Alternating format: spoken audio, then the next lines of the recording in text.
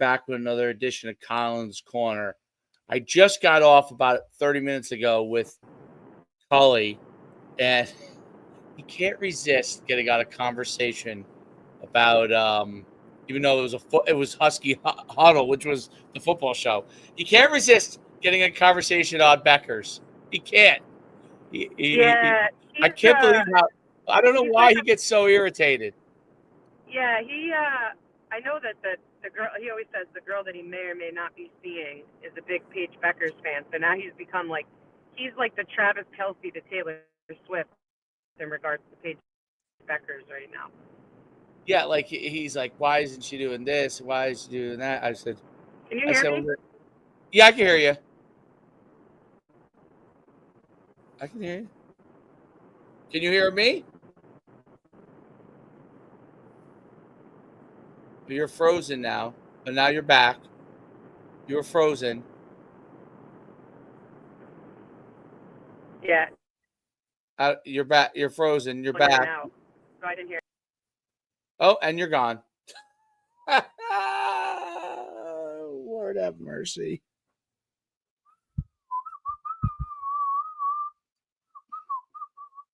Well, we're trying to get Maria back for Colin's Corner. There she is. She's back. There she is. Maybe. There she is. Hey. We got to get you better phone service. Hello? Are you in the wilderness today? Me? No. It's your internet. It's your internet. It's not me. It's definitely not me. It's your Wi-Fi.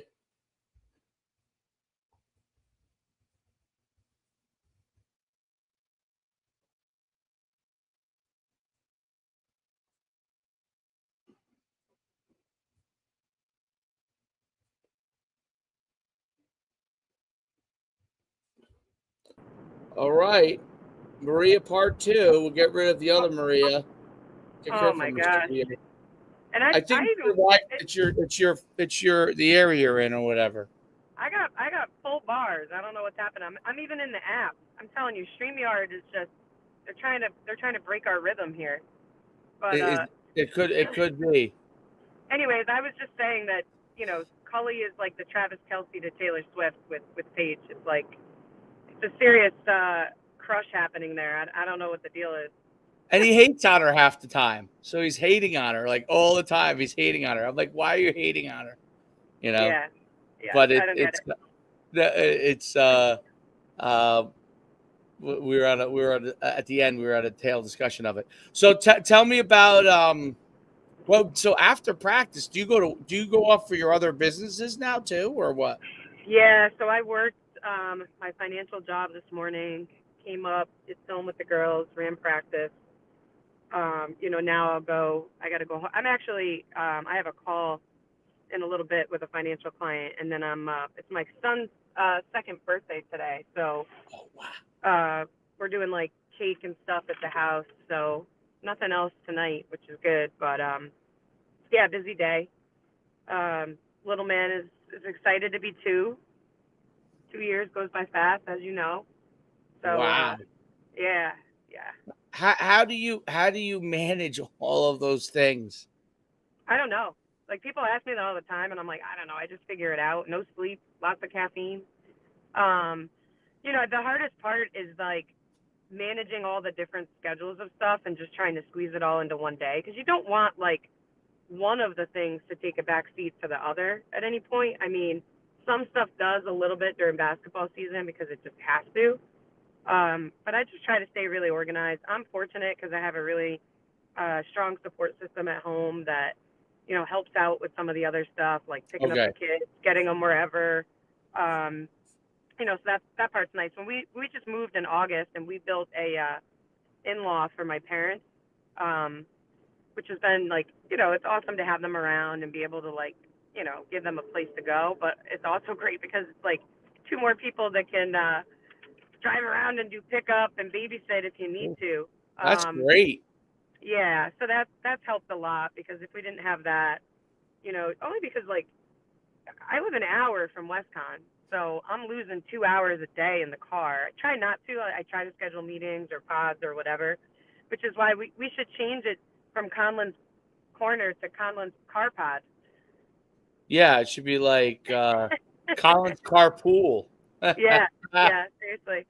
Yeah, no, it's all good. I figure it out. I mean, I look at it like this. It's like I'm still young enough to do it, and I still have the energy to do it. What's hard is like, when you want to spend 2 extra hours doing film and I can't because I got to do 1 or 2 other things. That's when I get frustrated. And like, coaching is my passion. The other stuff kind of like pays the bills. You know what I mean? Right. So, Right. you typically want to spend the most time in the stuff that you're most passionate about, which sometimes doesn't always happen that way. But, I love everything that I do. And, yeah, we just make it work. We just make it work. How about, can I ask you, this is obviously just random, but like, how about that Penn State game last night? Oh, it was a great game. Oh Great my game. gosh. I mean, I feel horrible for that Penn State quarterback. That was such a dumb throw. Like, just throw it out of bounds, man. But Or well, you can't throw late over the middle. that's That's what I mean. Like at that point, just throw it to the sideline. Like, I don't know. I'm sure he's gonna have nightmares about that for the rest of his life. But yeah. I mean, I figured it would be a close game. I figured it would come down to a field goal. Or a late game touchdown or something like that. But it was a great game. I'm excited for Texas versus Ohio State. I think that one's just going to be just as good. is that tonight? That game? That game must be tonight. I think it is tonight, isn't it? Right, Texas. It's tonight. Yeah. Yeah. So that game last night was, first of all, it was an unbelievable game. Notre Dame, to me, it's the first time that I've watched them when they've been this good. Like they've been to the playoff a couple of times and they didn't look super tough. This team looks tough. Now, if Ohio State beats Texas, which Ohio State is an overwhelming favorite, if they beat Texas, it's going to be tough for Notre Dame because Ohio State has literally, I mean, they have the biggest NIL budget. They spent $20 million this year on their players. So obviously they have some of the most talented players. They have the best freshman receiver in the country. He might be the best receiver in the country, period, other than maybe Travis Hunter. And they got a lot of like some really good players, and they're huge. But Notre Dame's was tough. Like that was to me a game that the old Notre Dame under like Brian Kelly or under Charlie Weiss would have lost that game. And Freeman that coach is doing such a good job. He's doing such a good job. And I like him. I like his demeanor. Yep. I like everything about him. I got away from following Notre Dame football because I hate Notre Dame for all other sports, but I do like Notre Dame football, right. in the history there. But I got away from watching them because it was just annoying, like every year of the choking and the not winning and the whatever. But I really, really like him. And that was just such a good hire. And I think this is just the beginning for him because I think he's going to be able to be relatable to this generation. And I think he obviously already has like the built-in respect from doing it at the highest level very successfully. So I think Notre Dame's going to be good for a while, so long as they can retain him. Yeah, although they probably have the budget to retain him if they want to. I think. Unless he wants to go coach in the NFL, which I don't know if that's something he wants to do. But I don't know because I think he did play in the NFL, but he was really he played at Ohio State. Yep. And he was a linebacker, I think, at Ohio State. He played like 7 years in the NFL. Oh, he did play 7 years? Okay, he played 7 years. So I think that but the way he talks, he really strikes me as a guy that really likes the college game and everything that is around that. But who knows? I mean, he's going to get opportunities. So it's a matter of what he wants to do. I think it's a really good point. He he really has made them tough, and he's got a really good, I think, combination of old school with new school. Like I think he really kind of understands both how to get the most out of his athletes at the same time that he can also relate to them and things that they need to, the modern kid. So yeah, I think he's real good. Yeah. It's interesting is Penn State's head coach I thought this was a crazy stat. He's 1-15 versus top 5 opponents. Is that wild? Oh, that's dismal. Yeah, that's dismal. 1-15. That's not. So he's only won one game out of 16 against top 5 opponents. So I don't know if it's they don't have. I don't know. I mean, they were in the game, but yeah, that's a crazy stat. I thought that was a crazy stat line. I always hear people say like, "Oh, James Franklin, like he doesn't win the big game." I always just thought it was like, like okay, he gets to like a championship game and he loses, but I didn't realize that he had lost that many games to top opponents, which is interesting. I mean, maybe he doesn't. I don't know Penn State's situation, but it seems like they got some really good players. So, but I thought that was a crazy stat line. Yeah, I mean they had a great year. So yeah, I mean that's like top seat stat line. Yeah, like I was like, In my what? opinion, it's like if you're an AD, all right, my guy can win, but he can't win when it matters the most. That's the problem. Right, and the thing is, Penn So State gets enough talent that you're probably, unless you screw it up, you're going to win 9 games right off the bat, pretty much. At least eight every right. year, off of the talent you're able to get at Penn State. Like I know their recruiting coordinator, great guy. He used to work my events for many years. Played in the was a Penn State alum. Played in the NFL for a bunch of years, and like everybody that works at that place is all in on Penn State too. So they're all Penn Oh State yeah, a lot. Like they bleed it. They bleed it, and their alumni bleed it. It's crazy. they bleed it. So it's I'm sure they get like flack, even though if you look at their quote unquote win loss record, it's probably unbelievable. It's just now you get judged because you have bigger budgets at Penn State. You know what I mean? Just like not as big as Ohio State, but and maybe not as big as Michigan, but probably next to Michigan and Ohio State, they probably have the third biggest budget, is my guess. You know, Oh yeah, so absolutely, so it's a absolutely. and when the NIL era, that's like you're getting judged on those things now, which is I don't know that you would have got judged on that before as much. I don't think Paterno got judged on that as much, although Paterno did win championships. But it's very interesting how that all works. I noticed, by the way, because we don't have Husky hoops till next week. I saw the men lost, which Yeah, I was I wasn't. surprised. I wasn't surprised by that. Yeah. I bet you Joe wasn't either. As we mentioned on Husky Hoops this week, like that's a really, really tough arena. I mean, back in the day when they used to play, where the Sixers play, it's just different. But it's a different advantage playing. It's not as big of a difference. Actually, it's more of a difference than even Gamble to the Civic Center, right? Like I think that Gamble specifically for the boys is such a home court advantage because of the way we pack people in there and like just the volume and the energy is different than at the Civic Center. But if you compare where they used to play that game to the small pavilion that it's even crazier. I mean, and I felt bad because obviously Alex missed 2 free throws at the end.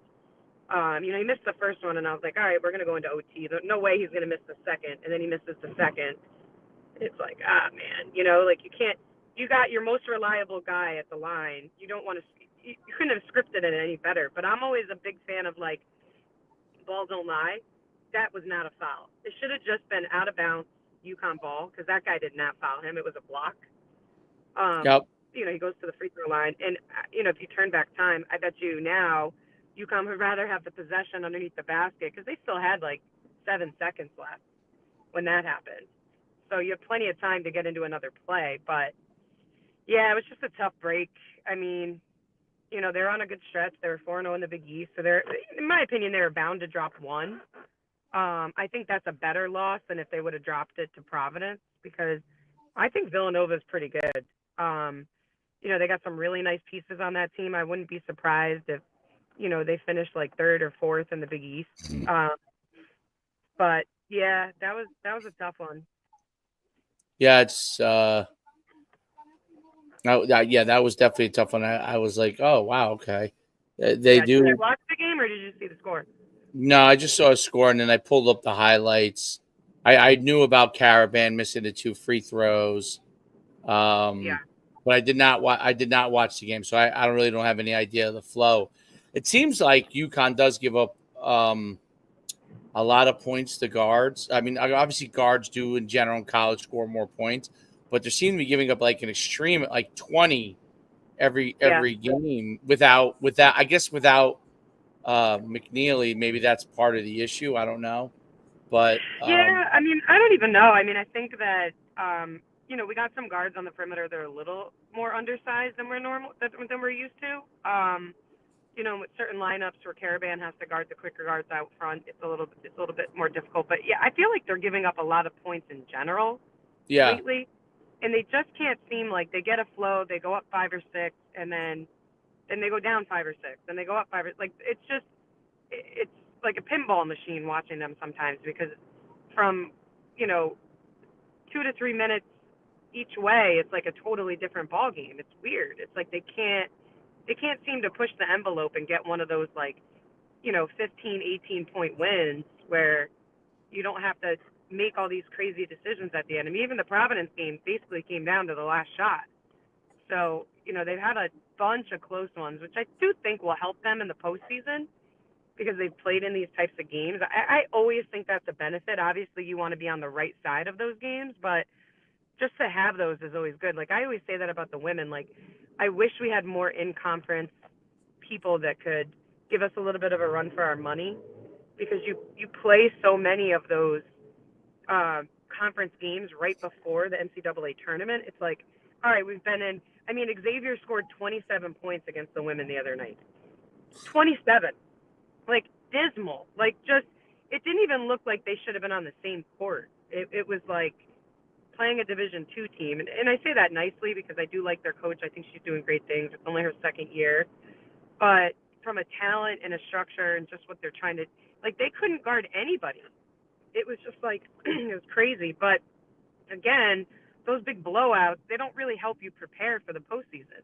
So I do think the men will be in a better spot because they've had some of these games. Yeah, I think so too. It is wild.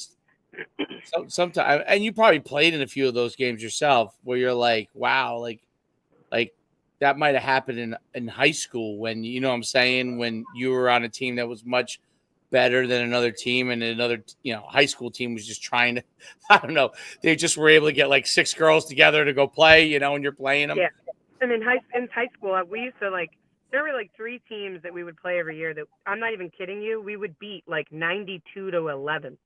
It's crazy. And I played 2 quarters. That's a lot of people. I always joke.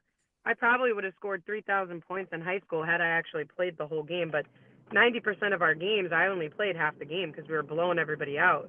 And as a competitor and as a player, you hate those games. Like when I was coaching in high school at Notre Dame, we would steamroll a lot of teams, and I tried to shy away from like benching my starter. I mean, listen, you don't want your starters running it up on the other team. Like I always tried to be respectful, but at the same time, it's like what ends up happening is your JV team.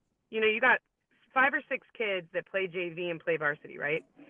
So these JV kids just played an entire JV game, and now they got to play half a varsity game because the other team's so bad. So they get double the reps, and then your starters, your main players, end up playing the least, and it's like, it just sucks. It's like, it's different at the college level because there's no mercy, so you can just kind of keep running your stuff and scoring.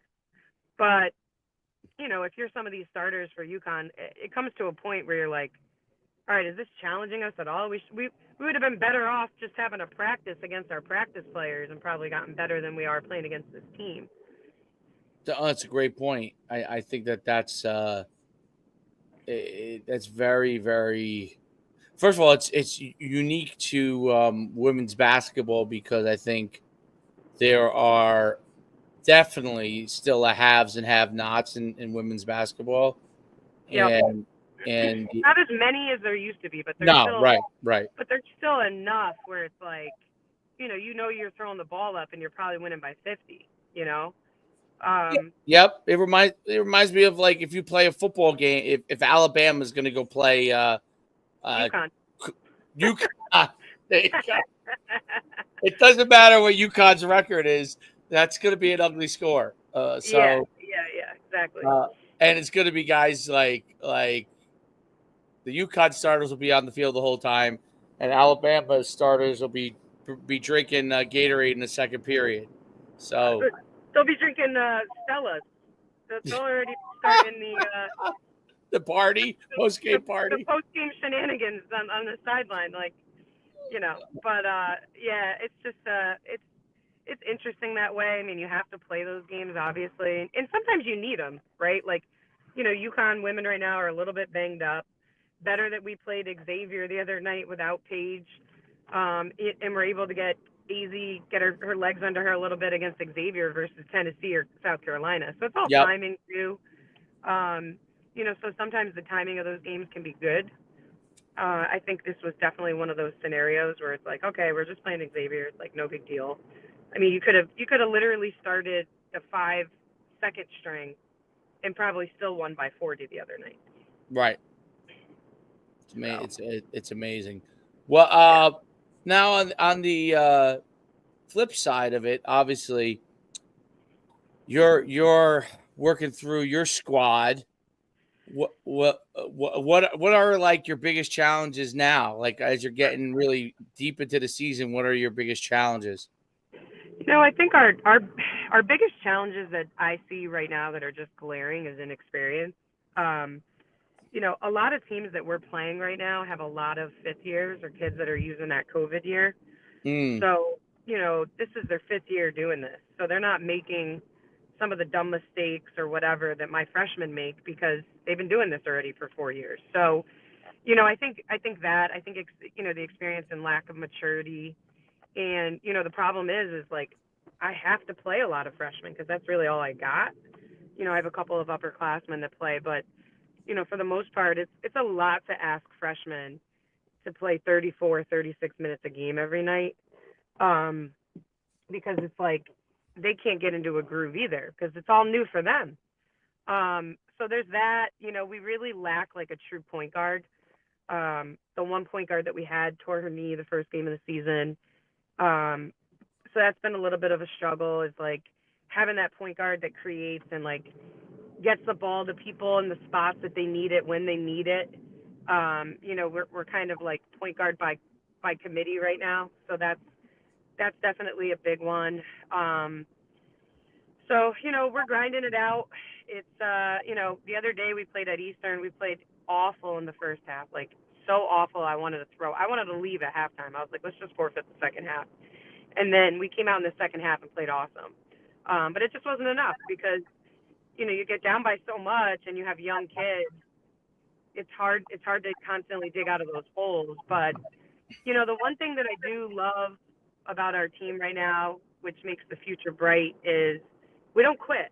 We keep fighting. So, as long as we can keep that mentality, we've been in every game. We just need a couple of games to bounce our way. And, we also we don't have a 3-point shooter. Wow. Like a kid that just like comes in and knocks down shots. We have some that like can, but it's streaky right now because they're freshmen.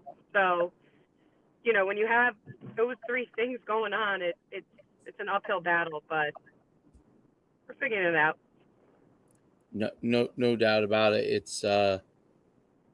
it's an interesting challenge having been on the side where you've had so much success and in everything you do, and then you're trying to work these kids to find success. And so you know the roadmap, but you're trying to get them to understand the roadmap and I'm to just get trying to get them to see the vision, yeah, you know. And if I can get like 4 or 5 of them to see the vision and like they're bought in, like from a culture and an effort perspective, I don't really question that. It's not like these kids are right, not engaged. It's just here's the vision of how I want to do things. How many of you guys can actually see it, and then how many of you guys can implement it when we're out there? right. No, there's no doubt. That's and now when you go out, do you do any recruiting while you're in season, or is most of your recruiting? Oh, it is okay. Yeah, no, we've been hitting the recruiting trail pretty hard. We have a couple of kids lined up for fall next year. Because we got hired late, we're a little bit behind the 8 ball, but we'll find kids. I'm not worried about that at all. Yeah, it's and where most of most of your kids Connecticut kids because they pay in state tuition No, or no? I think I have like 3 or 4 Connecticut kids, because we have reciprocal with New York and New Jersey. So if you live in New York or New Jersey, you can go to WestCon and pay in-state tuition. Oh wow, Yeah, so we actually have a lot of New York kids, which is nice. So, that's kind of our niche, like New Jersey, New York, and Connecticut. well, what is your logo? Is that it looks like a We're a husky? wolf. Oh, you're a wolf. Oh, Yeah, you kind of kept it in the family there. yeah, it's nice. I like it. They used to be the Colonials.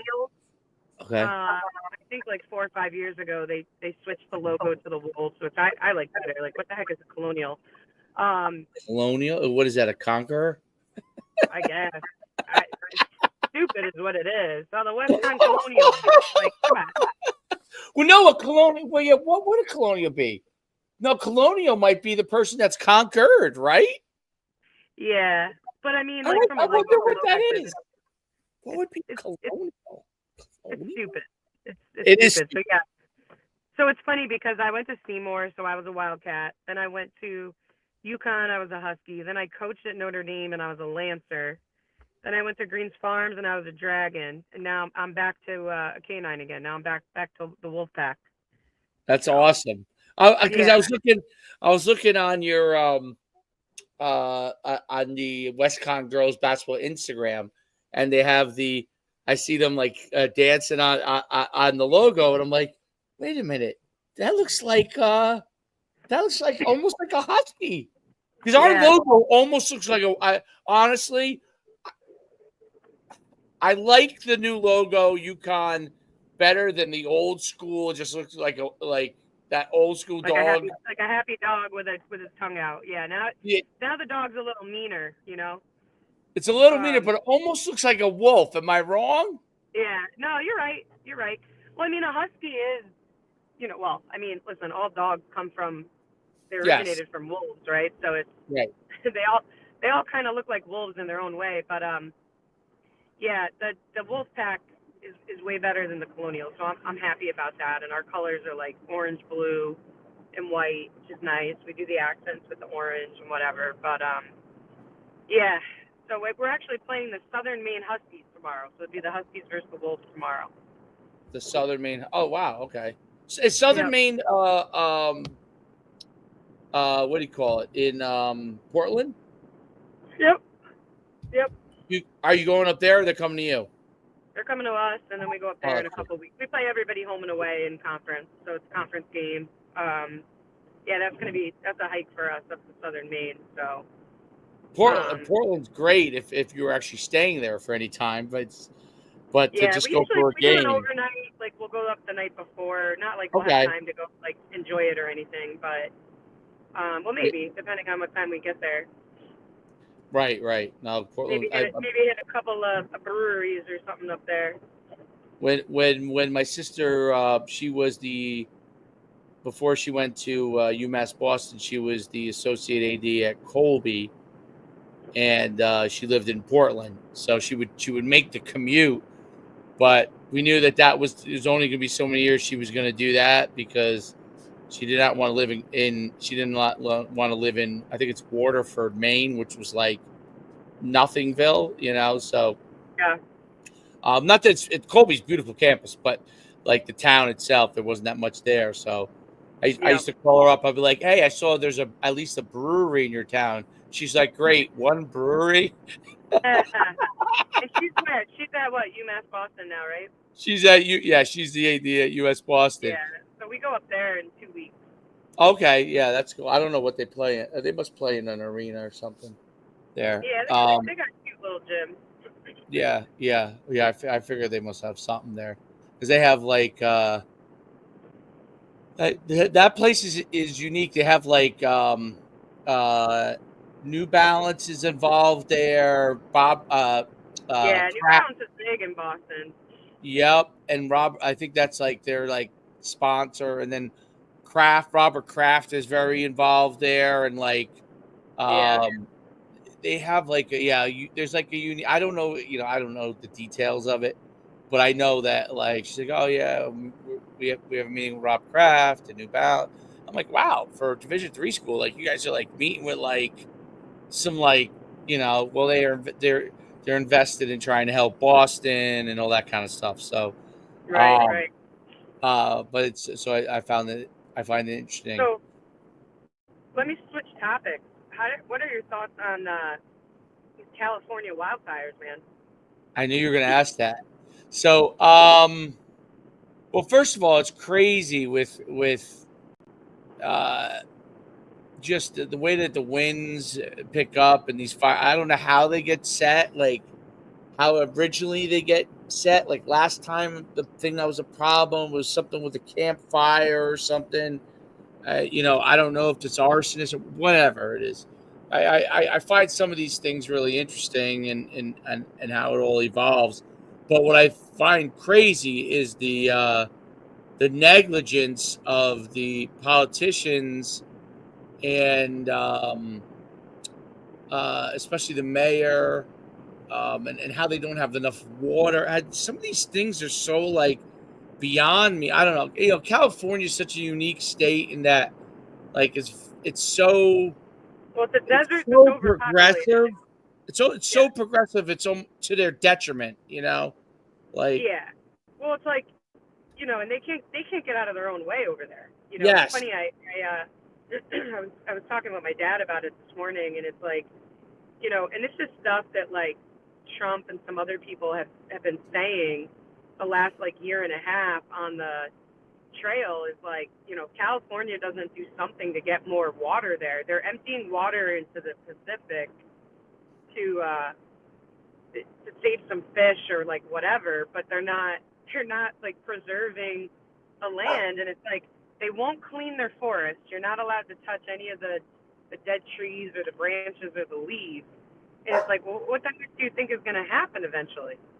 And I mean, I feel awful for the people out there. I mean, the ironic part is that it's like usually when you hear or see stuff like this, like you did down in North Carolina, it was in a low poverty place, right? So right. like it's not, you kind of just like brush it under the rug and it's not a big deal, right? Because like it's okay, they're low income families or whatever. But now it's like this is happening in Malibu where you got some really wealthy people losing houses and stuff. It's like it's kind of nutty that now it's happening on the flip side, but yeah, it's awful, and it doesn't look like it's slowing down at all, right? Like they haven't contained it yet. No, I mean, they're having a hard time containing it. It's one of these things where like it is like I saw James Woods had to leave his house. Steve Gutenberg was like on like a reporter. It's so funny. I don't know if you remember Steve Gutenberg from like the 80s and early 90s. But like I think one of the movies was like Three Men and a Baby, maybe. I don't know. But Yeah, uh but anyway, so they're interviewing Steve Guttenberg, and he's talking about how everybody who's able-bodied needs to come out, but they don't realize who Steve Guttenberg is. It's pretty funny because yeah, Gutenberg is because they're interviewing him. They don't realize like he's an actor because obviously he's much older. Um, but it's crazy. Like yeah, it just it's basically wiped out Malibu. it's wiping out like so much left and right in the Palisades there. And I do think that it really is one of those things where like they just did not like look at what was going on and make sure they had things like simple things like water. It's amazing how fast like people who live in luxury or live in like just even if you're just a middle class person, right? Like even poorer people relative to the rest of the world in America, poor people in America relative to the rest of the world, um, you have much more. You don't realize how fast the world can go back to like primal early days, like fend for yourself, fend for your family, like try to get literally not like everyone talks about tribalism, and like real tribalism, meaning like let's get the 10 of us together so we can help each other survive type of deal. And it's interesting because I started watching this show. It's on Netflix. I mean, I don't know if you like the Old West or not, but that's maybe more of a man guy thing. But it's done by you ever watch the show Friday Night Lights? The not Oh not yeah, not yep, not the movie, but the yeah, series. the show. Yeah, I love the show. It's a good show. Great show. So the guy who did that show, he's done a lot of different things. Um, he's doing this series on Netflix on Utah and the Mormons and settling it in the 1800s and how like crazy the whole thing was in the West, like how between not just the displacements of the Indians, but the Indians, and they're called the Utes, like the Utah Utes, Yep. um, very very like there's different tribes within them, but several they all have kind of take up different styles. Like some of them are very civilized, even though they live in their tribes, very civilized in their approach to living, and then some of them are straight trying to fight back against the white man, like savagely, you know what I mean, to try and kill them. Yep. And then you got Brigham Young. The big thing is around Brigham Young and the Mormons coming in, and the Mormons and Brigham Young, it's already been settled by I can't think of the guy who John Smith 100 years before, but Brigham Young, BYU, Brigham Young, is really the guy who like brings it into the 19th century type of thing, like Yep. and how he how basically he's not portrayed as this phenomenal guy. You know what I'm saying? He's portrayed. I think Peter Berg tries to portray him kind of how he was. Like he believed in God, but he also believed in power of setting up what he wanted to set up with the Mormons, and he would take out his pioneers and his own Mormon people to be able to get it done. It's Yeah. very it's very wild, and it's wild, and like I would never let my kids watch it because my son watch it because there's a lot of like you Well, know it's scary. It's scary stuff too, and it's funny to me because like, you got these people online, with the conspiracies, like the insurance companies knew and blah blah blah. Blah. The problem that they don't understand, right, is the politicians and government run so much stuff. So the insurance companies went to California and said, well, basically we have to increase what we see with the potential for wildfires. We have to increase premium on all the policyholders in California. And then the governor comes in and says, nope, you're not allowed to increase premiums.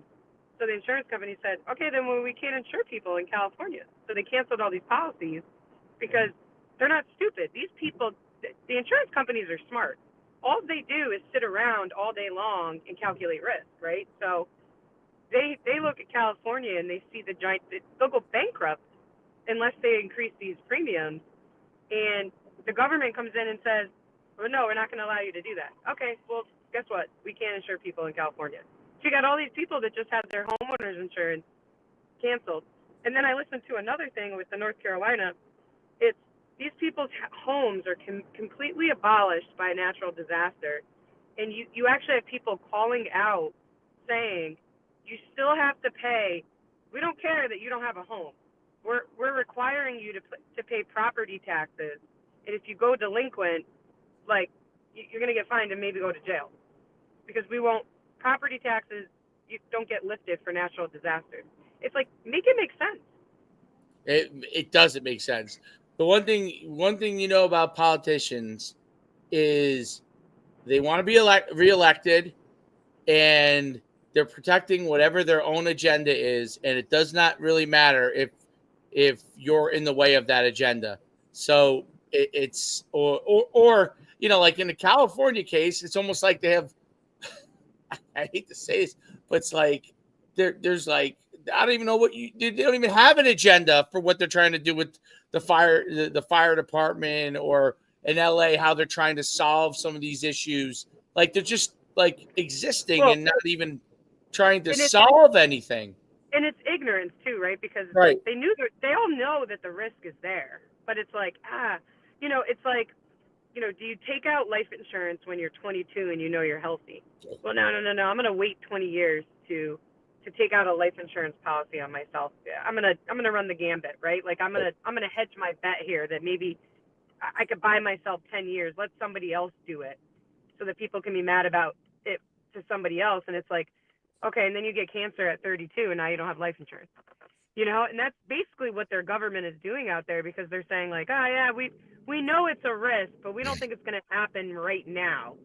But guess what? It did. It did. It's only going to continue to happen. Look, I look at the world, right, as it is. Like, you have to say to yourself, okay, how does a desert get formed? Well, people are like, oh, I understand that there might be this may be going on environmentally, or that might be going on. But like long before we were around, there was the Sahara Desert. There was, the desert out in Nevada and Eastern California. That desert was there long before, we came out there, before settlers even came out there. That desert was there. And you're like, well, how do these things get formed? Well, things get formed sometimes, and I don't know that I'm just speculating, but how do you know that sometimes things don't get formed by literally a brush fire? In the days where there was no firemen or anything, a brush fire happens. Everybody from that area leaves, abandons the area, move to the next area. The area just burns until it burns out. It could burn hundreds of thousands of millions of square miles over a long period of time until it burns out, turns everything into sand, and that's how you have a desert. And then what happens? Obviously, the environment changed somewhat. That's why you're getting these fires. And the next thing you know, an area like, I'm not saying it's going to happen, but you could see like 500 years from now or 1,000 years from now, LA, that whole area that is not currently desert, becoming desert right up until you get near the ocean. Well, and it was a desert, right? Like people forget, like California, that area was a desert that, to your point, people migrated to, and created LA and Malibu and all of that.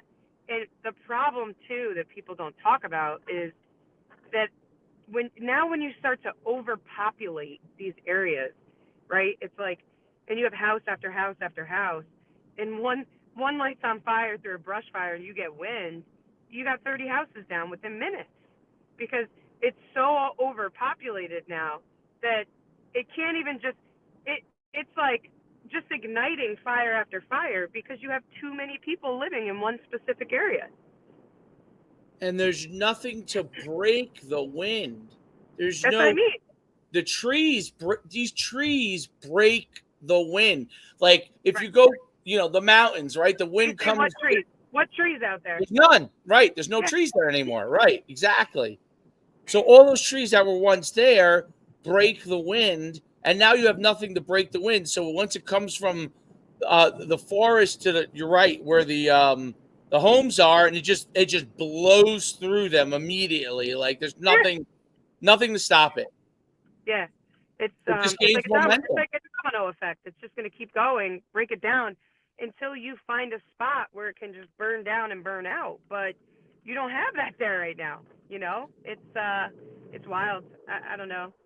It's Anyways, no different. I was It's no curious different to get than. your thoughts on that. It's crazy Because to me.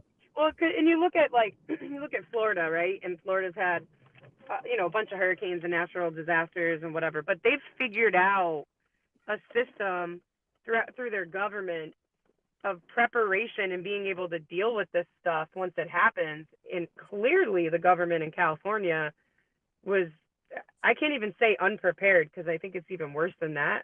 It's just like ignorance and being naive, because it's like this thing that's been hanging over there that people keep talking about.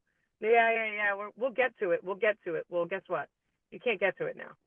It sucks. And this has happened over and over again. Now, I don't know if you've seen the story several years ago that happened up near Big Bear in Yeah. California, Yep. where the whole town was wiped out, and they were Yep. up in the mountain. They're trying to get down the Yep. mountain, and the No, fire was it's surrounding them on scary all stuff. sides. And Yeah, the problem too is that a lot of the recent wildfires, right, have happened where? They've happened in the forest. So again, you got enough trees there, it's going to eventually burn out, because you're not going to burn down a tree. It's not, it's like I saw people online asking questions about trying to understand why all these houses are down, but the trees are still up. And it's like, you obviously don't understand how fire works. Like, have you ever tried to take you chop a tree down and you try to, you light it on fire in your front yard and you think you're going to get like this huge fire pit. Like, no, it doesn't work like that. It's like you need another accelerant there, which all these houses have, right? Because they're built of materials that have all the accelerants. right. So the houses are going to burn to the ground because they're not made out of the wood of trees. It's not the Well, the same. tree's trying to live. The tree's job is to live. Yeah, the tree's been through it. The tree lives through way worse things than these wildfires, and they're still freaking standing. It's nuts. But No, you're right. anyway, No, great point. It's wild how I don't know how they don't get a preparation. I think your point on Florida is really good. I think in the Midwest, the people for the most part have an idea of what to do with tornadoes. How do they? Obviously, every year there's a bunch of tornadoes in Kansas, Oklahoma, and a lot of times they can be very deadly, even though they know what to do. Because a tornado is a good example. Is that there's nothing to stop a tornado in the Great Plains because it's just flat. There's nothing. So it just blows through everything in its way until eventually it dies out. And that's what's going on with these fires. Now you have nothing in its path, and it's no different than being on the Great Plains. You know what I mean? Like it just blows through all these houses. Just like I remember years ago, I was running the camp in Norman, Oklahoma, and it was shortly after the tornado that blew through Toby Keith's town, which was, I think it was Moore, Oklahoma, which is right near there. And we were driving, you could see on all sides like that, just the rubble of the houses from it, and they hadn't had a chance to like pick themselves up yet. It was literally like a town or two. It was like nothing's touched, and then a town's leveled, like completely leveled. Well, and they say like during a tornado, I learned this a long time ago. I was playing in a basketball tournament in Des Moines, Iowa, and a tornado was about to hit, and we were all stuck in the hotel. And they said the best thing to do is either get to the lowest ground or just go lay in your bathtub, because if you look at a tornado and you see the rubble, the bathtub and the plumbing are still in place because it's not going to take that stuff out. So if you're ever in a tornado, just go chill in your bathtub and you'll survive. Yeah, that's a good point, and I never thought about that. Yeah, no, you've seen some of these things too, where like the whole house is down, and the one area is not, and it's like, it's the bathroom. It's the bathroom. Yeah, it's bathroom. It's crazy. You still got your toilet in your tub, man. That's it. I guess the basement too. Although the scary part about the basement is like if you're on the ground on you, then you're screwed. Yeah. If you can't get out of there. Yeah, exactly. So I'd rather chill in the bathtub. That's where you'll find me. Well, I think you got to. I ran past your time. Yeah, I gotta head out. Always nice chatting with you, my friend. Yes, I'll talk to you next week on Husky Hoops. you got it. Till next All time. right. Have a great week. You too. Bye bye. Bye.